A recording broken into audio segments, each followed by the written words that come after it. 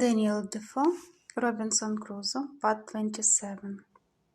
I was positively against that, and looking over the charts of the seacoast of America with him, we concluded there was no inhabited country for us to have recourse to till we came within the circle of the Caribbean islands, and therefore resolved to stand away for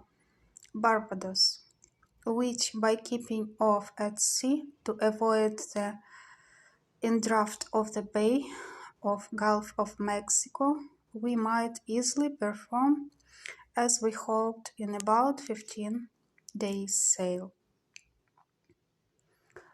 Whereas we could not possibly make our voyage to the coast of Africa without some assistance both to our ship and ourselves. With this design, we changed our course and steered away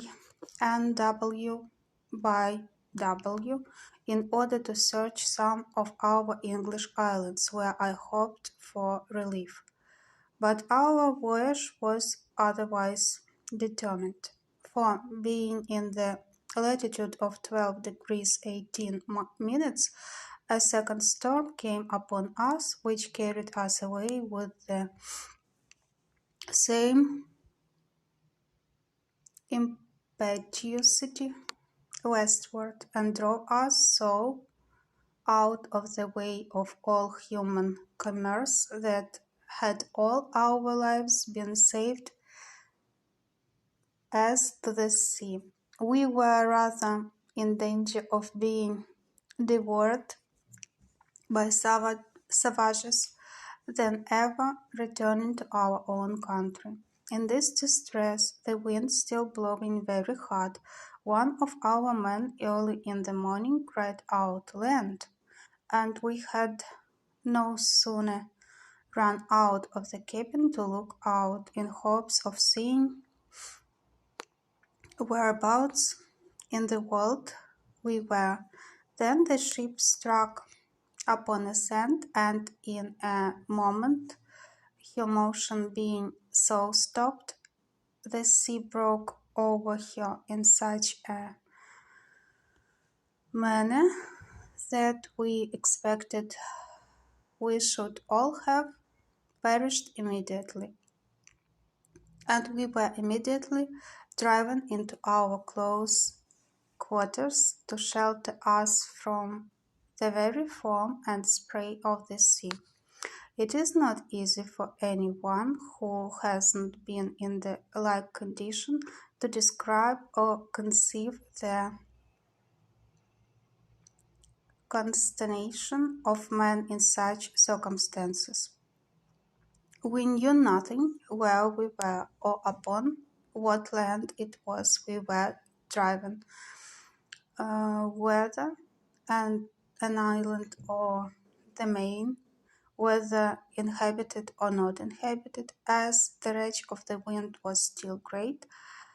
though rather less than at first. We could not so much as hope to have the ship hold many minutes without breaking into pieces, unless the winds,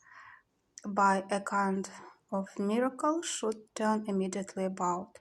In a word, we sat looking upon one another and expecting death every moment, and every man accordingly preparing for another world, for there was little or nothing more for us to do in this. That which was our present comfort, and all the comfort we had, was that, contrary to our expectation, the ship did not break yet, and that the master said the wind began to abate.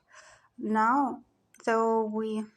thought that the wind did a little abate, yet the ship having thus struck upon the sand, and